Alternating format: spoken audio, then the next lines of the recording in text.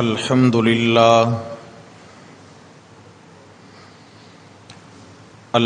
لله وحده والصلاة والسلام على من لا نبي بعده لا نبي بعده ولا رسول بعده لا رسول بعده ولا معصوم بعده أما بعد فأعوذ بالله من الشيطان الرجيم بسم الله الرحمن الرحيم إنما يريد الله ليذهب عنكم الرجس أهل البيت ويطهركم تطهيرا الآية. وقال النبي صلى الله عليه وسلم الحسن والحسين سيدا شباب أهل الجنة أو كما قال النبي صلى الله عليه وسلم صدق الله ومن أصدق من الله قيلا. اللهم صل على سيدنا ومولانا محمد وعلى آل سيدنا ومولانا محمد وبارك وسلم عليه. گرامی قدر سامعین حضرات محترم، 22واں پارہ سورۃ الاحزاب میں سے قرآن مقدس کا ایک مختصر حصہ آپ احباب کی خدمت میں تلاوت کیا ہے، اور جناب رسول اللہ صلی اللہ علیہ وسلم کے جمع غفیر ذخیرہ احادیث میں سے ایک فرمان نبوی آپ احباب کے گوش گزار کیا ہے. دعا ہے اللہ تبارک و تعالی اس کی روشنی میں حق کہنے، حق سننے، حق سمجھنے اور حق اپنانے کی توفیق نصیب فرمائے. اس آیت مبارکہ میں اللہ تبارک و تعالی نے شان اہل بیت کو بیان فرمایا ہے. چونکہ محرم الحرام کا مہینہ ہے اور اس مہینہ کی 10ویں تاریخ کو سن 61 ہجری میں کرب و بلا کے میدان میں حضرت صلی اللہ تعالی علیہ وسلم کے مقدس مبارک گھرانہ سے مقدس اور محترم ہستیاں اللہ تعالیٰ کے راہ میں قربان ہوئیں اور بے مثال قربانی کا مظاہرہ کیا. آج بھی ان کا نام زندہ ہے، قیامت تک ان کا نام زندہ و تابندہ رہے گا. قربانی سے سلسلہ رک نہیں جاتا، بلکہ کسی بھی چیز کی قربانی رنگ لاتی ہے. عرض کیا جاتا ہے نا کہ ایک گندم کا دانہ ہے، جب اسے زمین میں دبا دیتے ہیں، مٹی میں ملا دیتے ہیں،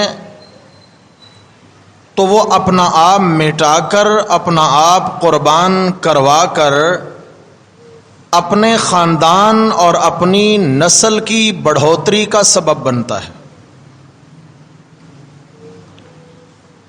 شہید کی جو موت ہے وہ قوم کی حیات. شہید کی قربانی جو ہوتی ہے یہ بھی ایمان والوں میں استحکام اور ترقی کا سبب بنتی ہے. بڑے بڑے لوگ اللہ کے دین کے نام پر قربان ہوئے، بڑی بڑی ہستیاں قربان ہوئیں، لیکن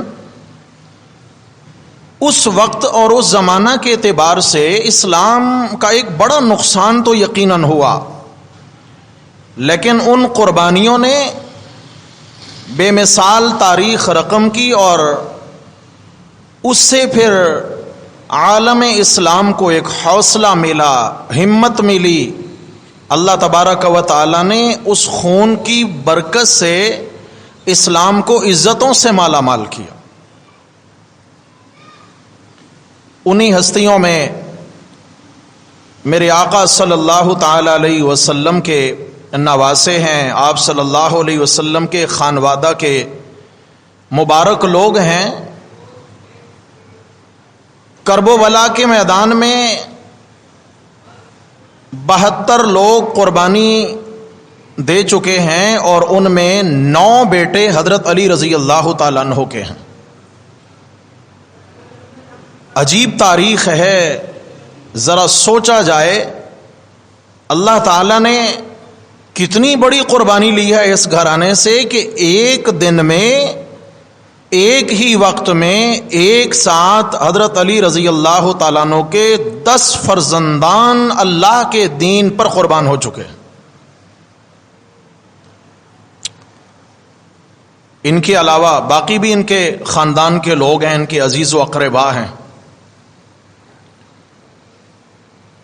اللہ تبارک و تعالی نے اس خاندان کو بڑی عظمتوں سے نوازا ہے. پچھلے جمعہ چونکہ وعدہ کیا تھا کہ تذکرہ اہل بیت کے حوالے سے انشاءاللہ بات ہوگی، مزید انشاءاللہ مفصل بات واقعہ کربلا کے حوالے سے، اس کا حقیقی تاریخی پس منظر کیا ہے، اس حوالے سے انشاءاللہ آج رات میں گفتگو ہوگی. انشاءاللہ یہیں پر تفصیلی مفصل گفتگو ہوگی اگر میرے رب نے توفیق نصیب فرمائی. لیکن ابھی انشاءاللہ کچھ بنیاد پڑ جائے، ایک عنوان کی بنیاد پڑ جائے. اللہ تبارک و تعالی ہمیں ان مبارک ہستیوں کا سچا تعلق اور سچی محبت نصیب فرمائے. آپ صلی اللہ تعالی علیہ وسلم کے گھرانے کے پھول ہیں، آپ صلی اللہ علیہ وسلم کے خاندان کے عظیم لوگ ہیں. ان کی عظمتیں والد کی طرف سے دیکھیں تو بھی بے مثال ہیں، اور اگر والدہ کی طرف سے دیکھیں تو بھی بے مثال ہیں. جن کا ننہال بھی عظیم ہے اور جن کا ددہال بھی عظیم ہے. آپ صلی اللہ علیہ وسلم کے چچا زاد بھائی حضرت علی المرتضی رضی اللہ تعالیٰ عنہ ان کے والد ہیں، اور والد بھی نجیب الطرفین ہیں. اللہ نے ان کو بھی عظیم نسب عطا فرمایا ہے کہ بنو ہاشم سے تعلق ہے، اور صرف تعلق نہیں، باپ کی طرف سے بھی بنی ہاشم ہیں اور ماں کی طرف سے بھی ہاشم کی اولاد. اور حضرت علی رضی اللہ تعالی عنہ وہ عظیم شخصیت کے آپ صلی اللہ علیہ وسلم نے جب اظہار نبوت فرمایا تو بچوں میں سب سے پہلے جس ہستی نے آپ صلی اللہ علیہ وسلم کی تائید کی ہے ان کا نام علی المرتضی رضی اللہ تعالی عنہ. بچوں میں حضرت علی رضی اللہ تعالیٰ عنہ سب سے پہلے ایمان لائے. اور کچھ لوگ خاص الخاص ہوتے ہیں. قرآن مجید نے سب صحابہ کی تعریف کی ہے، لیکن کچھ خاص الخاص لوگ ہیں قرآن مجید نے ان کے متعلق یہ گواہی دی، السابقون الاولون، السابقون الاولون من المہاجرین والانصار. یہ پہلا نمبر پانے والے ہیں، سابقون ہیں، یہ بڑھ چڑھ کے آگے جانے والے ہیں، کبھی کسی معاملے میں یہ پیچھے نظر نہیں آئے. اولون ہیں، پہلے لوگوں میں سے ہیں. مردوں میں حضرت صدیق اکبر رضی اللہ تعالیٰ عنہ، خواتین میں سیدہ خدیجۃ الکبریٰ رضی اللہ تعالی عنہا، اور بچوں میں حضرت علی المرتضیٰ رضی اللہ تعالی عنہ. بہت اللہ تعالیٰ نے عظمتوں سے نوازا ہے.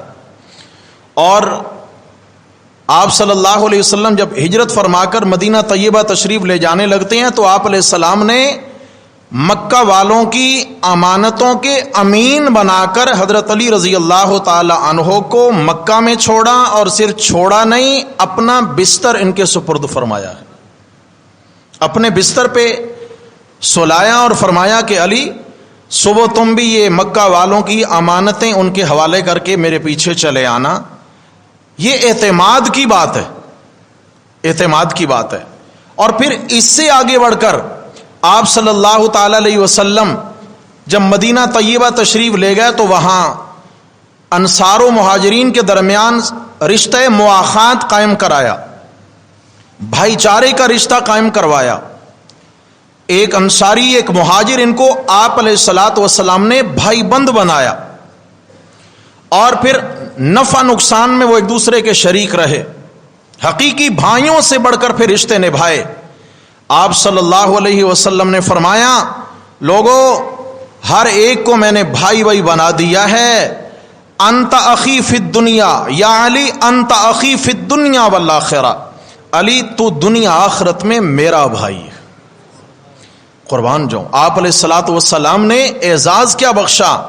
فرمایا میں نے سب کو بھائی بندی میں جوڑ دیا ہے، علی تم بچ گئے یا ہم بچ گئے، اب ہم آپس میں بھائی بھائی بن جاتے ہیں. اب یہاں یہ بات نہیں ہے کہ آپ علیہ السلام نے ابو بکر صدیق کے ساتھ سفر کیا لیکن ابو بکر کو بھائی کیوں نہیں بنایا؟ آپ علیہ السلام نے حضرت عمر کو بھائی کیوں نہیں بنایا؟ حضرت عثمان کو بھائی کیوں نہیں بنایا؟ میرے بھائیوں، ہر گلیرا رنگ و بو دیگر است، ہر پھول کا رنگ، اس کی خوشبو الگ الگ ہوا کرتی ہے. اللہ تعالیٰ نے ہر ہستی کے اندر الگ الگ کمالات چھپا کر رکھے ہیں.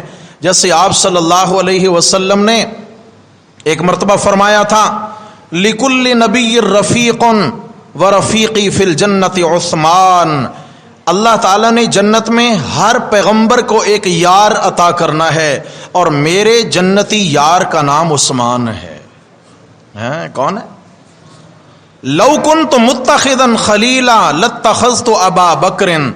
لوگوں اگر دنیا میں کسی کو جگری یار بناتا، خلیل، جس کی محبت دل کے نہا خانوں میں اتر چکی ہو، اگر دنیا میں کسی کو خلیل بناتا تو لاتخذت ابا بکر. وہ کون ہوتے؟ ابو بکر ہوتے. اور پھر میرے آقا علیہ السلام فرماتے ہیں لو کان من بعدی نبی لکان عمر. اگر میرے بعد اللہ تعالیٰ نبوت کا دروازہ کھلا رکھتے تو یقیناً میرے بعد آنے والے نبی کا نام کیا ہوتا؟ عمر ہوتا. اس لیے کسی بھی ہستی کا کمال بیان کر دینا دوسری ہستیوں کے کمالات کی نفی نہیں کرتا. لہذا صحابہ کو آپس میں تقابلی جائزے کے طور پر پیش کبھی نہ کرنا، کبھی نہ کرنا.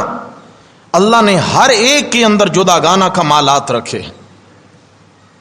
حضرت علی رضی اللہ تعالی عنہ، ان کے متعلق آپ علیہ الصلاۃ والسلام نے فرمایا لا يحب علی منافق ولا يبغضه مؤمن. فرمایا کہ علی کے ساتھ اگر کوئی محبت رکھے گا تو وہ صاحب ایمان ہی ہوگا، اور علی کے ساتھ بغض رکھنے والا منافق کے سوا کوئی دوسرا ہو سکتا نہیں. آپ علیہ السلام نے ان کو بھی اعزاز دے دیا. حضرت علی رضی اللہ عنہ کی محبت اور بغض کو معیار ایمان اور معیار نفاق بتا دیا. حضرت علی کا بغض معیار نفاق ٹھہرا، اور حضرت علی رضی اللہ تعالیٰ عنہ کی محبت معیار ایمان ٹھہری. توجہ فرمائیں، سائڈ ہو جائیں. حضرت علی رضی اللہ تعالیٰ عنہ کا الگ ہی مقام ہے میرے بھائی، الگ ہی مقام. آپ صلی اللہ تعالی علیہ وسلم نے فرما دیا تھا، بہت مشہور ہے خطبہ غدیر خم. اس کی خیر ایک الگ تشریحات ہیں، اب وہ وقت نہیں کہ جمعہ کے خطبہ میں اس کو بیان کیا جائے. انشاءاللہ تعالی خطبہ غدیر خم کے حوالے سے مستقل ایک جمعہ میں انشاءاللہ بات کریں گے. ہم اس عنوان کو سمجھنا بہت ضروری ہے، بہت ضروری ہے. آپ صلی اللہ تعالی علیہ وسلم نے فرمایا من کنت مولا فعلی مولا ہو. کیا مطلب ہے؟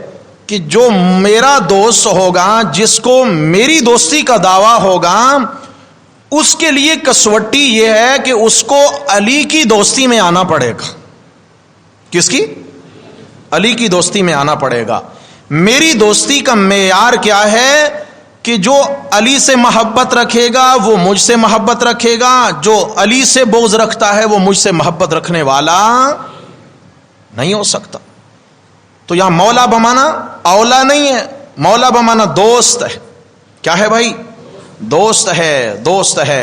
اور سارے صحابہ کے متعلق میرے رب نے فرما دیا محمد الرسول اللہ والذین معہ اشداء علی الکفار رحماء بینہم، رحماء بینہم.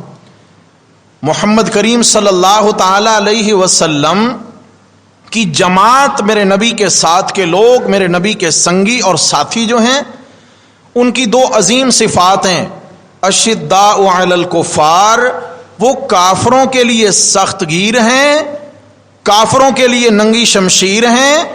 رحماء بینہم، اور آپس میں بڑے مہربان ہیں، آپس میں بڑے دلگیر ہیں. کافر کے لیے شمشیر ہیں اور آپس میں دلگیر ہیں، ان کے دل جڑے ہوئے ہیں آپس میں. اب قرآن گواہی دے دے کہ صحابہ کے دل جڑے ہوئے ہیں آپس میں، رحماء ہیں، مہربان ہیں ایک دوسرے کے لیے. تاریخ کا سہارا لے کر قرآن کے حقائق کو جھٹلایا جا سکتا ہے بھائی؟ بولیے جی. اللہ اکبر، اللہ اکبر، اللہ اکبر، اللہ اکبر. ہمارے بہت بڑے بزرگ حضرت شاہ جی نور اللہ مرقدہ، وہ عجیب بات بیان فرمایا کرتے تھے. فرماتے تھے مکھیاں دو قسم کی ہوتی ہیں. شاید پہلے بھی یہ بات میں سنا چکا ہوں. کتنی؟ مکھیاں دو طرح کی ہوتی ہیں، ایک گندی مکھی ہوتی ہے اور ایک شہد کی مکھی ہوتی ہے. گندی مکھی کا کام ہمیشہ گندگی پہ بیٹھنا ہے، اور شہد کی مکھی کا کام ہمیشہ پھولوں پہ بیٹھنا ہے. فرمایا کرتے تھے تم گندی مکھی بن کر صحابہ کو، گندی مکھی بن کر صحابہ کو تاریخ کے گند میں مت ڈھونڈنے لگ جانا. اگر صحابہ کو ڈھونڈنا ہو تو شہد کی مکھی بن کر قرآن کے پھولوں پہ جا بیٹھنا. قرآن کے رضی اللہ عنہم ورضوا عنہ. صحابہ تاریخی شخصیات نہیں ہیں میرے پیارے.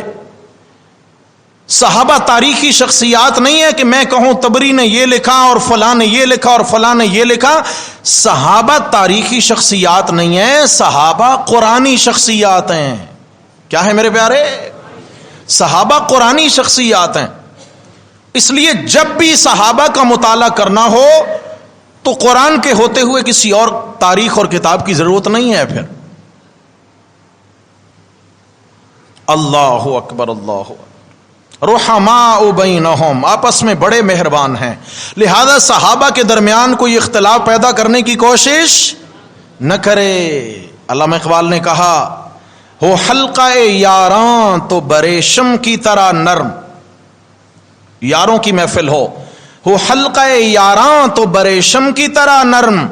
رزم حق و باطل ہو تو فولاد ہے مومن. رزم حق و باطل ہو تو فولاد ہے مومن. یہ صحابہ کی تعریف قرآن کرتا ہے.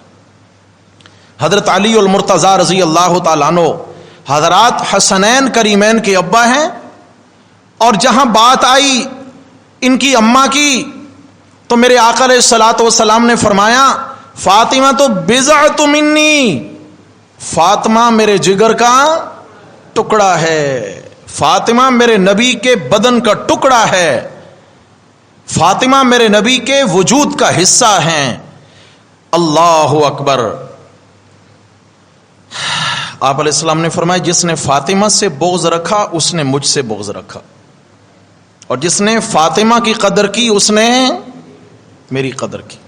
لیکن یہاں میں پھر عرض کروں، کوئی تقابل کرنے کے لیے مت لائے ازواج مطہرات کو اور بنات النبی کو.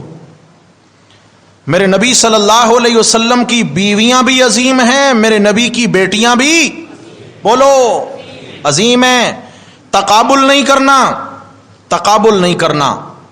اللہ اکبر، اللہ اکبر. حضرت سیدہ عائشہ صدیقہ رضی اللہ تعالی عنہا سے کسی نے پوچھا، کسی نے کیا پوچھا؟ حضرت فاطمہ نے خود پوچھا. حضرت فاطمہ رضی اللہ عنہ عرض کرتی ہیں، یہ معجم طبرانی میں روایت ہے، عرض کرتی ہیں کہ ماں جی یہ بتائیں کہ آپ صدیق اکبر کی بیٹی ہیں اور میں محمد الرسول اللہ صلی اللہ علیہ وسلم کی لخت جگر ہوں. بتائیے مقام آپ کا زیادہ ہے یا مقام میرا زیادہ ہے؟ شان آپ کی زیادہ ہے یا شان میری زیادہ ہے؟ یہ تو بتا دیا گیا نا کہ اب اس کے بعد کوئی بھی تقابلی گھوڑے دوڑانے کی کوشش نہ کرے. حضرت فاطمہ رضی اللہ عنہ نے سوال کیا تو ماں جی فرماتی ہیں بیٹیا چھوڑو ایسی باتوں کو، آپ میرے نبی کے جگر کا ٹکڑا ہیں. آپ علیہ الصلوۃ والسلام کو جتنی آپ سے محبت ہے اتنا شاید کسی سے ہو، رہنے دیجئے. حضرت فاطمہ رضی اللہ عنہ لاڈ کرتے ہوئے کہتی ہیں ماں جی ضرور بتلائیے کہ آپ صدیق اکبر کی بیٹی ہیں، میں محمد کریم صلی اللہ علیہ وسلم کی بیٹی ہوں، مقام کس کا زیادہ ہے؟ تو حضرت عائشہ رضی اللہ عنہ عرض کرنے لگیں بیٹیا مجھے اور تو کچھ نہیں معلوم، انشاءاللہ تعالی تو بھی جنت میں جائے گی، اور صرف جائے گی نہیں تو جنتی عورتوں کی سردار بن کے جائے گی. تیرے شوہر علی المرتضیٰ بھی جنت میں جائیں گے، انشاءاللہ ہم بھی جنت میں جائیں گی، ہمارے پیارے آقا کا مسکن بھی جنت ہوگا، وہاں تو بیوی اور شوہر ایک ساتھ جنت میں جائیں گے. فرق اتنا ہوگا جب تو جنت میں جا رہی ہوگی تو تیرا ہاتھ علی کے ہاتھ میں ہوگا، جب میں جنت میں قدم رکھوں گی تو میرا ہاتھ نبی کے ہاتھ میں ہوگا. اب بتائیے یہاں کوئی تقابل کی جگہ بچ گئی جی؟ کہ امتی کھڑا ہو جائے بھئی فلاں کی شان زیادہ ہے اور فلاں کا مقام زیادہ ہے. نہیں نہیں میرے بھائیوں، نہیں نہیں، یہ بات نہیں ہے. میرے نبی صلی اللہ تعالی علیہ وسلم نے ہر مقام، کہیں تو میرے پیارے آقا فرماتے ہیں فاطمہ تو بضعۃ من، فاطمہ میرے جگر کا ٹکڑا ہے، فاطمہ مجھ میں سے ہے. اور جب دنیا سے جانے لگتے ہیں تو آپ صلی اللہ علیہ وسلم ساری ازواج سے اجازت لیتے ہیں کہ اگر تم اجازت دو تو میں اپنی زندگی کے آخری ایام عائشہ کے ہاں گزار لوں. کن کے ہاں؟ اور حضرت عائشہ رضی اللہ تعالیٰ عنہ فرماتی ہیں کہ آپ علیہ الصلوۃ والسلام کا آخری وقت تھا، آپ علیہ السلام کو مسواک کی طلب ہوئی، میرے بھائی گھر میں داخل ہوئے، ان کے ہاتھ میں مسواک تھی، آپ علیہ السلام نے دیکھا تو میں سمجھ گئی کہ آپ علیہ السلام کو مسواک کی طلب ہے. میں نے ان سے مسواک لی، لیکن چونکہ لکڑی تھی، سخت تھی، آپ علیہ السلام کے بدن میں نقاہت اور کمزوری آ چکی تھی، مسواک چبانا مشکل تھا، تو میں نے مسواک چبائی اور مسواک نرم کر کے اپنے دانتوں تلے مسواک چبائی. اور جب مسواک چبائیں گے اس میں لعاب شامل نہیں ہو جائے گا؟ بولو بھائی. میں نے مسواک چبائی، میں نے مسواک نرم کی، اس میں میرا لعاب شامل ہو گیا، اور میں نے آپ علیہ الصلوۃ والسلام کو وہ مسواک کرا دی، آپ کے دانتوں پہ پھیر دی. مجھے یہ اعزاز حاصل ہے، میرے آقا جب دنیا سے رخصت ہونے لگے تو میرا لعاب میرے نبی کے لعاب میں شامل تھا. اللہ اکبر. وہ ہستیاں ایسی نہیں ہیں کہ ان کے درمیان تقابلی سوچ رکھی جائے میرے بھائی، وہ بہت عظیم ہے، بہت عظیم ہے. اللہ اکبر، اللہ اکبر. آپ صلی اللہ تعالی علیہ وسلم نے حضرت سیدہ فاطمہ رضی اللہ عنہ سے فرمایا اما ترضینی، فاطمہ بیٹی کیا آپ کو یہ بات پسند نہیں ہے، تجھے یہ بات پسند نہیں ہے ان تکونی سیدۃ نساء اہل الجنہ، کہ تو دنیا سے جائے جنت میں داخل ہو تو اللہ تجھے جنتی خواتین کی سردار بنا دے. کیا تجھے یہ بات پسند نہیں ہے؟ یہ بات پسند نہیں ہے. اللہ اکبر، اللہ اکبر. ان کے شہزادے ہیں حضرات حسنین کریمین رضی اللہ تعالی عنہما، رضی اللہ تعالی عنہما. حضرت علی رضی اللہ تعالی عنہ سے ہی روایت ہے، اور بھی کئی صحابہ سے یہ روایت ہے کہ حضرت فاطمہ رضی اللہ تعالی عنہا جب سن بلوغ کو پہنچی تو کئی صحابہ نے رشتے کا تقاضا کیا، کئی صحابہ نے رشتہ بھیجا، آپ علیہ السلام نے خاموشی کا اظہار فرمایا. ایسا لگ رہا تھا جیسے میرے آقا کسی کے انتظار میں ہیں، جیسے کسی کے خاموشی کا اظہار، کسی کو ہاں نہ میں جواب نہیں دیا. صحابہ نے مشورہ کر کے حضرت علی سے فرمایا کہ بھائی آپ علیہ السلام خاموش ہیں، شاید کہ آپ کا انتظار ہے، آپ رشتہ بھیجیے. حضرت علی رضی اللہ عنہ فرماتے جب میں نے رشتہ بھیجا آپ علیہ السلام تک اطلاع پہنچی، آپ علیہ السلام نے بلا توقف میرا رشتہ قبول فرما لیا. آپ علیہ الصلوۃ والسلام نے مجھے باعتبار داماد ہونے کے قبول فرما لیا. اور اس کے بعد آپ صلی اللہ تعالی علیہ وسلم کا مشہور و معروف فرمان ہے، حضرت علی رضی اللہ عنہ سے یہ بھی روایت ہے کہ آپ صلی اللہ علیہ وسلم فرماتے ہیں ما تزوجت شیئا من نسائی ولا زوجت شیئا من بناتی الا یوحیا. آپ علیہ السلام نے فرمایا کہ جب بھی میں نے کسی بیوی کو اپنے نکاح میں قبول کیا یا اپنی بیٹی کو کسی کے نکاح میں دیا، اپنی مرضی سے نہیں دیا، میں وحی کا منتظر رہتا، اللہ کی جانب سے وحی آتی تھی، جس کا نام آتا تھا میں اسی کے ساتھ نکاح کرتا تھا، اور جس کا نام آتا میں اسی کو داماد بناتا تھا. حضرت علی رضی اللہ عنہ کو آپ علیہ السلام نے ایک بیٹی دی، بولو، بولتے نہیں ہیں بھائی، کتنی بیٹیاں دی؟ ایک بیٹی دی ہے حضرت فاطمہ الزہرا رضی اللہ تعالی عنہا. اور حضرت عثمان کو جی 2 بیٹیاں دی ہیں. معلوم ہوا کہ حضرت علی کے لیے ایک بار جبریل پیغام لے کے آئے اور جناب عثمان کے لیے بولو 2 بار پیغام لے کے آئے. کہاں تقابل کریں گے، کہاں مقابلہ ہوگا؟ اللہ الاستیعاب کے اندر ایک روایت موجود ہے، حضرت علی رضی اللہ تعالیٰ عنہ سے کسی نے حضرت عثمان غنی رضی اللہ تعالیٰ عنہ کے متعلق بات کری اور کچھ سخت سست جملہ بول دیا. ہوتے ہیں کچھ لوگ کہ میں شاید حضرت عثمان رضی اللہ عنہ کی تنقیص کروں گا تو حضرت علی خوش ہو جائیں گے، اس نیت سے شاید کچھ کہا ہوگا. حضرت علی رضی اللہ تعالیٰ عنہ نے جب یہ انداز دیکھا کہ حضرت عثمان رضی اللہ تعالیٰ عنہ کا تذکرہ بڑے ہلکے انداز میں ہو رہا ہے تو فرمانے لگے کہ میں علی کا نظریہ سنو عثمان کے متعلق، من تبرأ من دین عثمان فقط تبرأ من الایمان، کہ جس کا عثمان سے کوئی تعلق نہیں اس کا ایمان سے کوئی تعلق نہیں. فتویٰ سمجھ آیا حضرت علی کا؟ جس کے دل میں عثمان کی قدر نہیں، جو عثمان کے دین میں شک کرے، من تبرأ من دین عثمان، من تبرأ، من چلے تبرعی کو ہی بتا دیا، کوئی ہوگا تبرعی، تبرعی کے کان کھول دیے، من تبرأ من دین عثمان. اگر عثمان کے دین سے تیرا تعلق نہیں اور عثمان کا دین تجھے ہضم نہیں ہوتا، فقط تبرأ من الایمان، تو پھر تیرے اندر ایمان بھی آ سکتا نہیں. اللہ اکبر، اللہ اکبر. عرض یہ کر رہا تھا کہ یہ رشتے زمین پر نہیں ہوتے، کہاں ہوتے ہیں؟ یہ رشتے کہیں اور ہوتے ہیں، یہ حکم کہیں اور سے آتے ہیں.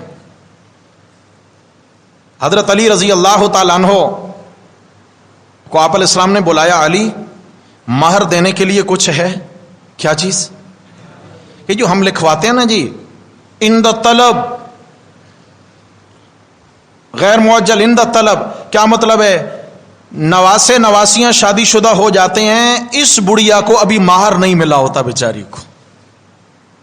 آپس کی بات ہے، کسی کو بتاؤں گا نہیں میں، صحیح ہے؟ یہ جتنے بزرگ بیٹھے ہیں آپ مجھے نہیں بتانا، سوچنا ذرا، جتنے بزرگ بیٹھے ہیں ان میں سے اکثر تعداد ایسی ہوگی کہ یقیناً جنہوں نے ابھی تک مہر ادا نہیں کیا ہوگا. میں جب حنفیہ میں تھا تو وہاں تو صورتحال آئی، ایسے بزرگ بھی جن کی شادی کو 60 سال گزر چکے تھے اور میں نے ان کا مہر ادا کروایا. 60 سال شادی کو گزر گئے، اب تو ان کا انتقال ہو گیا، اللہ جنت میں جگہ دے. واجب ہے بھائی، صحیح ہے. آپ علیہ الصلوۃ والسلام نے یہ نہیں فرمایا شادی کا جوڑا، صحیح ہے، کھانے میں کیا کیا دے سکتے ہو، رسم و رواج نہیں، آپ علیہ السلام نے واجب خرچہ پوچھا کہ علی مہر ادا کرنے کے لیے کچھ ہے؟ یا رسول اللہ میرے پاس تو کچھ بھی نہیں، وہی زرہ ہے۔ آپ نے فرمایا جاؤ بیچ کے پیسے لے آؤ۔ بازار چلے گئے، بیچنے کے لیے نکلے ہیں تو پیچھے حضرت عثمان چلے جا رہے ہیں۔ حضرت عثمان نے پوچھا بھائی علی یہ زرہ لے کے کہاں جا رہے ہو؟ کہ جی آپ کو پتہ نہیں کہ ماشاءاللہ میری شادی طے ہو گئی ہے۔ کہاں طے ہو گئی ہے؟ رسول اللہ صلی اللہ علیہ وسلم کی بیٹی کے ساتھ۔ واہ بھائی واہ، تو یہ زرہ جی بیچ کر میں مہر کا انتظام کروں گا، اور جو گھر کی ضروریات کی چیزیں ہوں گی اس سے وہ خریدی جائیں گی۔ تو حضرت عثمان فرماتے ہیں مجھ پر بیچتے ہو کیا؟ میں خریدار ہوں، مجھ پر بیچو گے؟ حضرت علی نے فرمایا جی بالکل بیچیں گے۔ مختلف روایات ہیں، 450 دراہم تھے، 480 دراہم تھے، مختلف روایات آتی ہیں۔ حضرت علی نے جو منہ سے نکالا حضرت عثمان نے سودا قبول کر لیا، اور وہیں پہ پیسے نقد ادا کر کے زرہ لے لی اور زرہ پہ قبضہ کر لیا۔ یہ بیع شراء کا چونکہ ایک قاعدہ ہے، اس پہ قبضہ کر لیا، پیسے ادا کر دیے۔ حضرت علی چلنے لگے، حضرت عثمان نے فرمایا علی بھائی کہاں جا رہے ہو؟ بیچ دی زرہ، پیسے مل گئے؟ جی۔ فرمایا عثمان کی طرف سے زرہ یہ شادی کے تحفے میں رکھ لو۔ کیا کرو؟ شادی کے تحفے میں رکھ لو۔ پلٹ کے آئیے ذرا، شادی خوشی کا موقع ہوتا ہے نہیں ہوتا؟ حضرت علی کی خوشی کا دن تھا کہ نہیں تھا؟ خوشی کے دن میں حضرت عثمان رضی اللہ تعالی عنہ نے ان کو جو خوشی پہنچائی اور ان کو جو راحت پہنچائی، یہ کسی اور کے حصے میں خوشی نہ آئی۔ اور پھر حضرت عثمان رضی اللہ تعالیٰ عنہ نے جو ان کو پیسے ادا کیے تھے وہ پیسے حضرت فاطمہ کا مہر بنے ہیں۔ تو پھر میں کیوں نہ کہوں شادی علی کی ہے، اور مہر ادا کرنے والا کون ہے؟ بولو بھائی، لڑائی ہے؟ بولو بھائی، لڑائی ہے؟ یہ ہوائی کسی دشمن نے اڑائی ہوگی۔ رحماء بینہم، ایک ہیں آپس میں۔ حضرت علی رضی اللہ تعالیٰ عنہ واپس آتے ہیں، آپ علیہ الصلوۃ والسلام کو آ کر پیسے دے دیے۔ آپ علیہ السلام نے یوں ہاتھوں میں لیے پیسے، فرمایا بیچ آئے؟ جی یا رسول اللہ بیچ آئے۔ کس پہ بیچی؟ عثمان پہ بیچی ہے۔ یا رسول اللہ زرہ بھی لے آیا ہوں، حضرت عثمان نے زرہ مجھے شادی کا۔ تو آپ علیہ الصلوۃ والسلام نے دعائیں دی حضرت عثمان کو، اور پھر آپ نے فرمایا علی جاؤ ابو بکر کو بلا لاؤ۔ کسے لاؤ بھائی؟ ابو بکر کو بلا لاؤ۔ ابو بکر آ گئے۔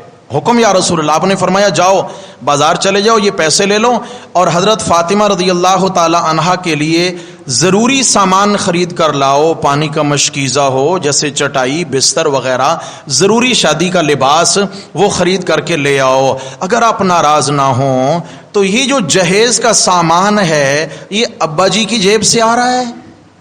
بولو کون دے رہا ہے؟ داماد۔ کون دے رہا ہے؟ داماد۔ آج ہمارے ہاں کیا ہوتا ہے؟ ہمارے ہاں تو بھائی ڈیمانڈ ہوتی ہے، گاڑی دے سکتے ہو؟ سسر جی گاڑی دے سکتے ہیں؟ بائک دینا پڑے گی؟ یا کیا ہے کہ ہم اتنے مہمان اتنی فوج لے کے آئیں گے اور آپ نے ان کا کھانا دینا ہوگا؟ ہوتا ہے نہیں ہوتا؟ بیچارہ ساری زندگی بناتے بناتے بناتے بناتے بناتے ایک بچی کے ہاتھ پیلے مشکل سے کر پاتا ہے، اور اس کے بعد تب تک باقی بچیوں کے بالوں میں چاندی اتر آتی ہے۔ کیوں؟ لاکھوں ہوں گے تو میں کھانا دے پاؤں گا، لاکھوں ہیں نہیں تو میں بیٹیاں کیسے بیاؤں؟ یہ معاشرے کا لمحہ ہے نہیں ہے بھائی؟ اللہ تعالیٰ ہم سب کو ہدایت نصیب فرمائے۔ ابو بکر جاؤ جا کر جہیز خرید کے لے آؤ، حضرت بلال کو ساتھ لے لو، فلاں کو لے لو، فلاں کو، چند صحابہ کو آپ علیہ السلام نے ساتھ روانہ کیا، خریدتے جانا اور ان کے سر پہ رکھتے جانا، اٹھا کے لے کے آ گئے ہیں۔ اب نکاح ہونے لگا ہے حضرت فاطمہ کا، کس سے؟ حضرت علی سے۔ نکاح میں فرض ہے گواہوں کا ہونا، گواہ چاہیے۔ یا رسول اللہ گواہ کس کو بنائیں؟ آپ نے فرمایا ابو بکر بھی آ جائے، عمر بھی آ جائے، عثمان بھی آ جائے، عبد الرحمن بھی آ جائے، عبداللہ ابن عباس بھی آ جائیں، فلاں بھی آ جائے، فلاں بھی۔ آپ علیہ السلام نے بہت سارے صحابہ کا نام لے لیا، وہ صحابہ آ گئے اور سارے کے سارے نکاح کی مجلس میں شریک ہو کر حضرت علی و فاطمہ کے نکاح کے کیا بنے؟ کیا بنے بھائی؟ گواہ بنے۔ آپ علیہ الصلوۃ والسلام نے نکاح پڑھا دیا، آپ علیہ الصلوۃ والسلام نے نکاح پڑھا دیا۔ اللہ اکبر، اللہ اکبر۔ میرے بھائیوں، اگر ان کا ایمان مشکوک ہے، ان کی وفاداریاں مشکوک ہیں، تو میرے نبی صلی اللہ علیہ وسلم ان کو حضرت فاطمہ کے نکاح میں گواہ بناتے؟ بولو، اگر انہوں نے حضرت فاطمہ رضی اللہ تعالیٰ عنہ کے متعلق دل میں بغض رکھنے والے تھے، بعد میں تو بہت کہانیاں بنائی گئیں۔ اللہ تعالی ہم سب کو ہدایت نصیب فرمائے، اللہ ہم کو ہدایت نصیب فرمائے۔ شادی ہو گئی، شادی کے بعد حضرت حسن رضی اللہ تعالیٰ عنہ کی ولادت قریب تھی، ولادت قریب تھی، پہلا بیٹا حضرت علی رضی اللہ عنہ کے گھر۔ حضرت عباس رضی اللہ تعالیٰ عنہ کی اہلیہ حضرت ام الفضل رضی اللہ تعالیٰ عنہ، یہ خواب دیکھتی ہیں اور خواب بیان کرتی ہیں نبی علیہ الصلوۃ والسلام سے، یا رسول اللہ میں نے بڑا عجیب خواب دیکھا ہے، خطرناک خواب دیکھا ہے آج۔ آپ نے فرمایا کیا دیکھا؟ یا رسول اللہ بہت ہی خطرناک ہے، یا رسول اللہ بہت ہی ڈراؤنا خواب تھا۔ کیا خواب دیکھا؟ عرض کرتی ہیں اللہ کے حبیب میں نے نیند کی حالت میں خواب کی کیفیت میں دیکھا کہ آپ کے بدن کا ٹکڑا کٹ گیا ہے اور میری گود میں آ گیا ہے، آپ کے بدن کا ٹکڑا کٹ کر میرے گود میں آ گیا۔ یا رسول اللہ میں تو بہت پریشان ہوں، کیونکہ یہ تو بڑا پریشان کن خواب ہے۔ آپ علیہ السلام نے فرمایا ام الفضل چچی جان تمہیں مبارک ہو، میری بیٹی فاطمہ کی گود ہری ہونے والی ہے، اللہ تعالیٰ مجھے بیٹا عطا فرمانے لگے ہیں۔ نواسا بھی کیا ہوتا ہے؟ بیٹا، جسم کا حصہ ہے، جسم کا حصہ ہے۔ حسین منی وانا من حسین، حسین مجھ سے میں اس سے، یعنی کیا مطلب ہے؟ ہمارا آپس میں ریلیشن ہے، ہم ایک ہیں آپس میں۔ تو آپ علیہ السلام نے فرمایا ام الفضل مبارک ہو، اللہ تبارک و تعالی میری بیٹیا فاطمہ کو بیٹا عطا کرنے لگے ہیں، بیٹا پیدا ہو گیا۔ حضرت علی رضی اللہ تعالیٰ عنہ حاضر ہوئے، آپ نے فرمایا علی مبارک ہو، نام کیا رکھا ہے؟ یا رسول اللہ حرب، کیا جنگجو، جنگجو بنے گا میرا بیٹا۔ آپ نے فرمایا نہیں، جنگ نہیں چاہیے، حسن، کیا سلو چاہیے، کیا سبحان اللہ، کیا حسن ہوگا، سلو کروائے گا۔ اور آگے چلیں، میرے پیارے نبی صلی اللہ علیہ وسلم نے نام حسن رکھا، پھر اسم با مسمہ ٹھہرے، اللہ نے کام بھی کیسا لیا۔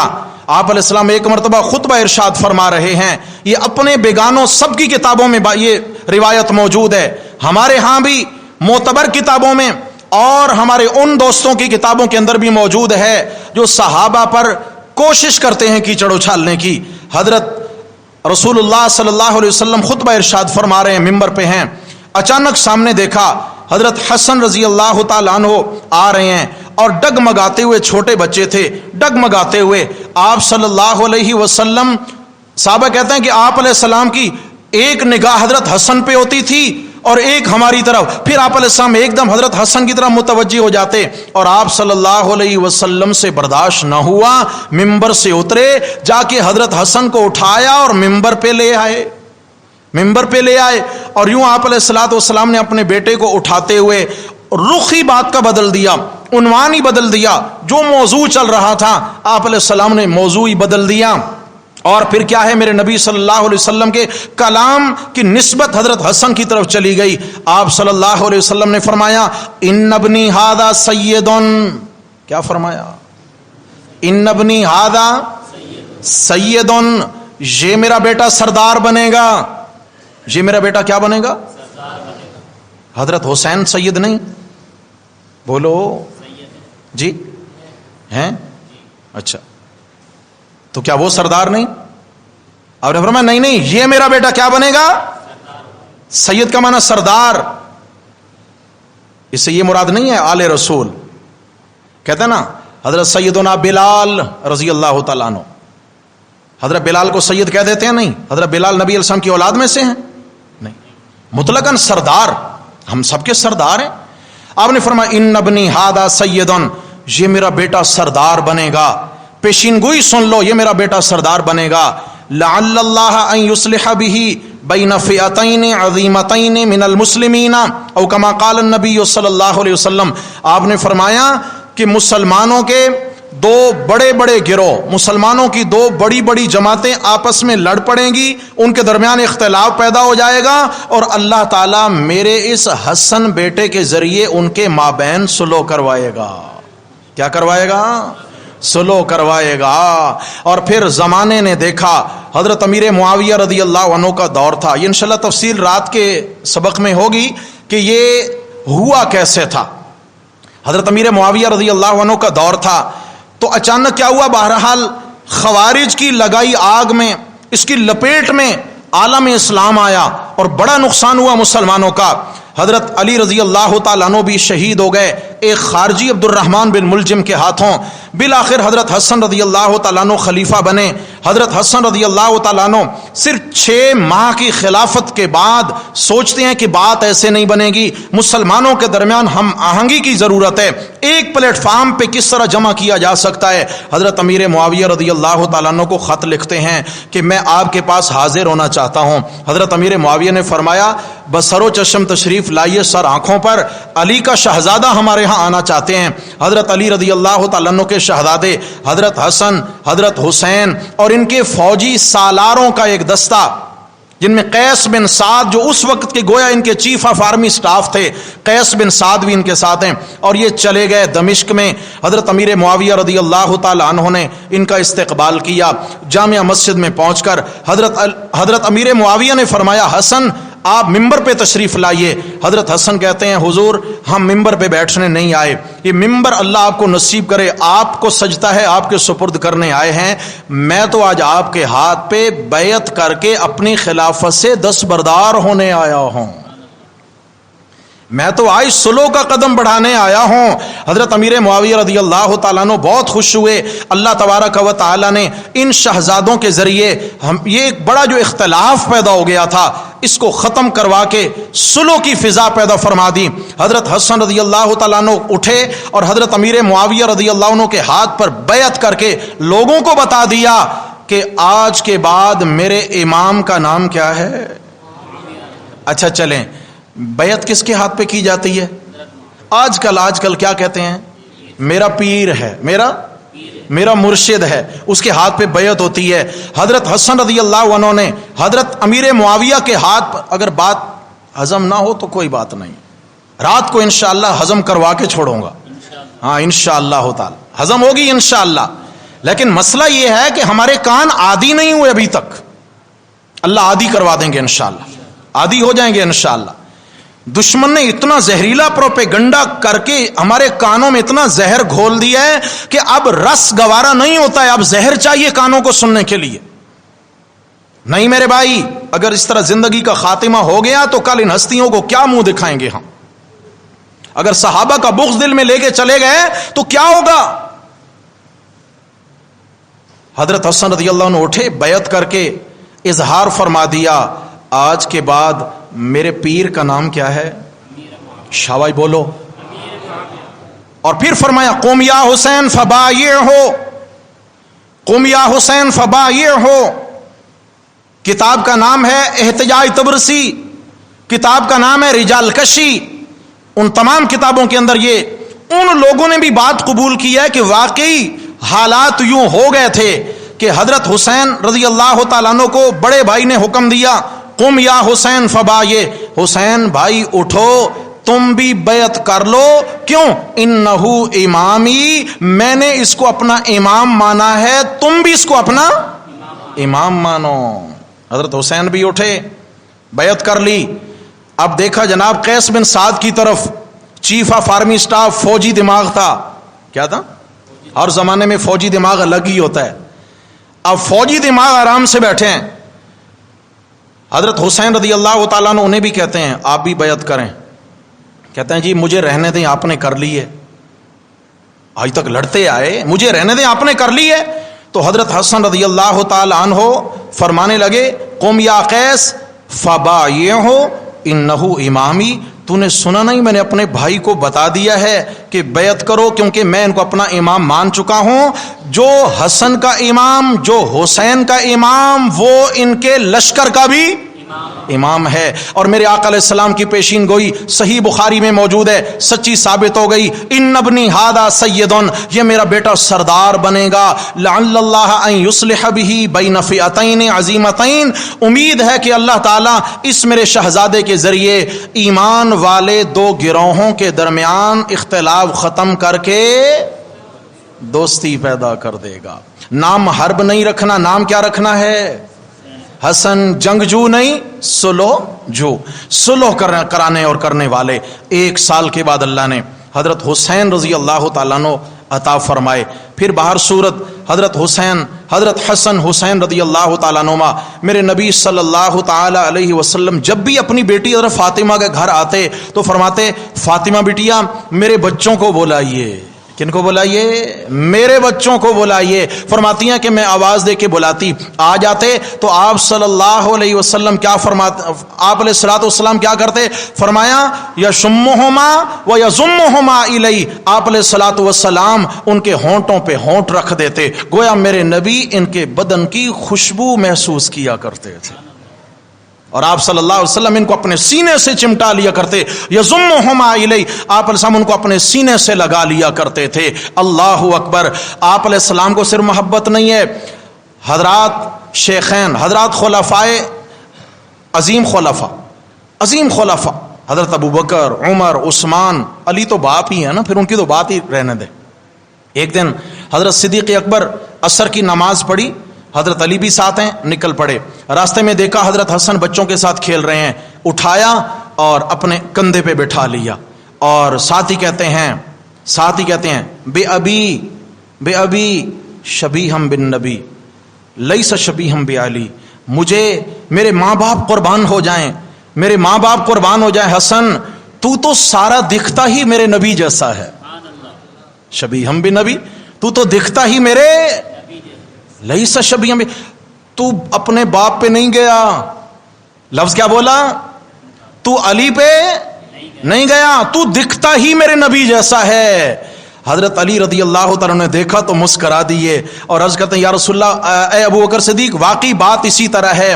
میرا حسن سینے سے سر تک میرے نبی جیسا ہے، سینے سے سر تک میرے نبی جیسا ہے، اور حسین سینے سے پاؤں تک میرے نبی جیسا ہے، سینے سے پاؤں تک میرے نبی جیسا ہے. ان کی محبت ایمان ہے اور ان کا بغض نفاق ہے. بولو کیا ہے؟ ان کا بغض نفاق ہے. اللہ تبارک و تعالی ہم سب کو ان عظیم ہستیوں کی سچی محبت نصیب فرمائے.